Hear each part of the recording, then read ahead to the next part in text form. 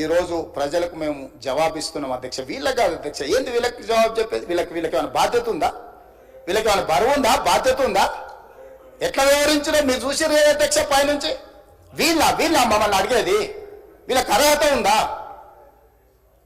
ఇంకా ఎస్ఎల్బిసిలో మీరు 40,000 కోట్లు వచ్చింది, లేకపోతే ఇంత ఉంది అంత ఉంది అంటారు. కరెక్ట్ అక్కడికే వస్తాం. మీరు చేసిన పాపం పుట్టలాగా పెరిగి అది మా నెత్తి మీదకి వచ్చింది. 2014 నుంచి 2023 వరకు 10 ఏళ్ళు మీరు ఎగతొప్పిందంతా తడిసి మోపెడై కట్టెడై అప్పుల భారం నెత్తి మీద పడి అవన్నీ కలిపితే ఇక్కడికి వచ్చింది. కానీ మేము ఇచ్చింది ఏ డేట్ నుంచి అధ్యక్ష? మేము మా బాధ్యత తీసుకున్నప్పుడు మేము క్లియర్గా ఒక డేట్ మెన్షన్ చేసినాం అధ్యక్ష. 11/12/2018 నుంచి 9/12/2023 నేను బాధ్యత తీసుకునే వరకు 5 సంవత్సరాలు కరెక్ట్గా లెక్కగట్టి ఈ 5 సంవత్సరాలలో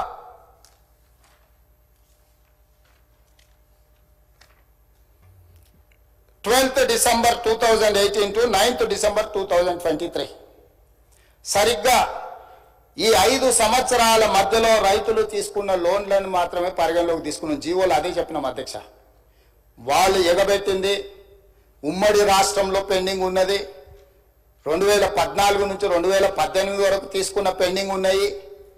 లేకపోతే వాళ్ళు మిత్తిలు కట్టకుండా వదిలేసినాయి. ఇవన్నీ లెక్క కట్టే రైతుల ఎస్ఎల్బిసి బ్యాంక్ ఏం చెప్తుంది అధ్యక్ష? టోటల్గా రాష్ట్రంలో ఉన్న రైతుల కమతాలు, రైతుల యొక్క ఖాతాల నెంబర్ చెప్పి ఆ రైతుల నుంచి మాకు ఎంత బకాయిందో టోటల్గా చెప్పారు అధ్యక్ష. ఆ టోటల్ నుంచి 12 డిసెంబర్ 2018 నుంచి 9 డిసెంబర్ 2023 వరకు ఈ 5 సంవత్సరాలలో ఎంతమంది రైతులకు ఎంత బకాయి ఉందో ఆ వివరాలు ఇవ్వండి అని చెప్పి ఆ వివరాలు తీసుకొని మేము రుణమాఫీ చేసినాం అధ్యక్ష. ఇప్పుడుగా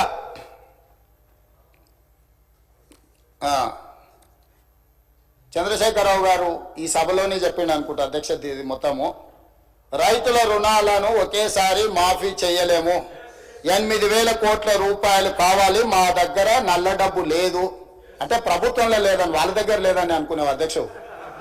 స్విస్ బ్యాంక్ కూడా అప్పగలిగినంత శక్తి వచ్చింది అధ్యక్ష. నేను అంతకుముందు ఎమ్మెల్యే అంతకుముందు ఆర్థిక మంత్రిని అడిగిన, అరే ఏడో దాసుడు కష్టం కాదు, 10 పైసలు మిత్తిస్తాం, మా ప్రభుత్వానికి అప్పి రైతులకు రుణమాఫీ చేస్తాను ఒకసారి అడిగిన అధ్యక్ష. ఇట్లనే కొన్ని దావతులు ఎదురుపడితే కొంచెం సానుకూలంగానే తల ఊపింది. కానీ మళ్ళీ బామార్దికి కోపం వస్తుందని వెనక తగ్గినట్టు అనిపించింది అధ్యక్ష.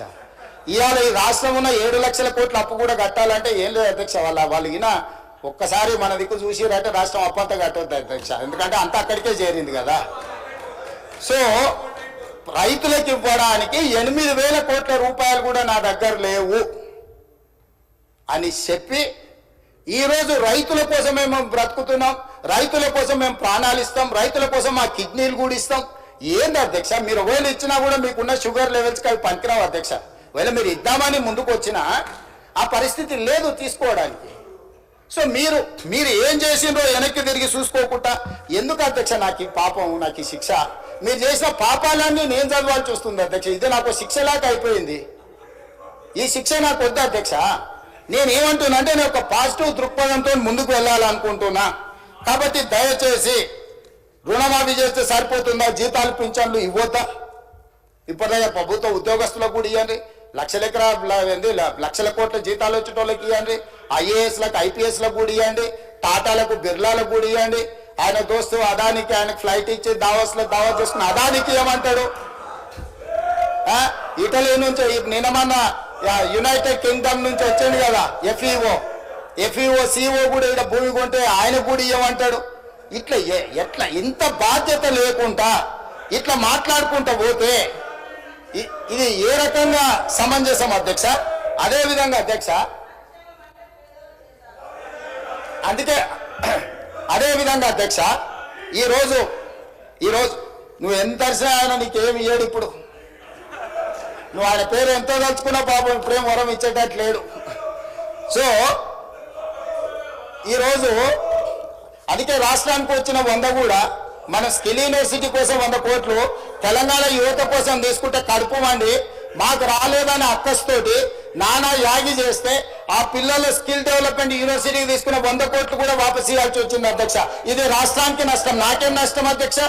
నేను చెప్పిన ఇది రాష్ట్రానికి తీరని నష్టం జరుగుద్ది, రాష్ట్రానికి తీరని నష్టం జరుగుద్ది అని చెప్పిన అధ్యక్ష.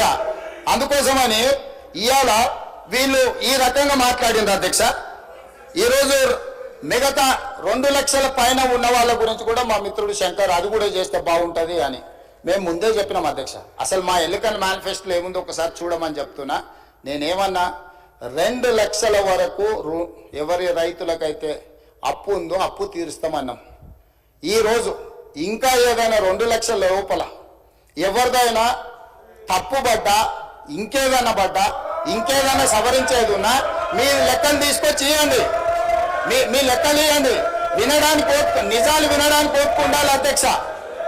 నిజం వినడానికి ఓపిక ఉండాలి అధ్యక్ష. నిజం అనేది కొంచెం చేదుగుంటుంది అధ్యక్ష. ఈ చేదు గుళికలు కొంచెం మింగాల్చి, ఎందుకంటే 10 ఏళ్ళు చేసిన పాపాలకు ఇది తప్పదు అధ్యక్ష. ఇది చాలా చిన్న శిక్ష అధ్యక్ష.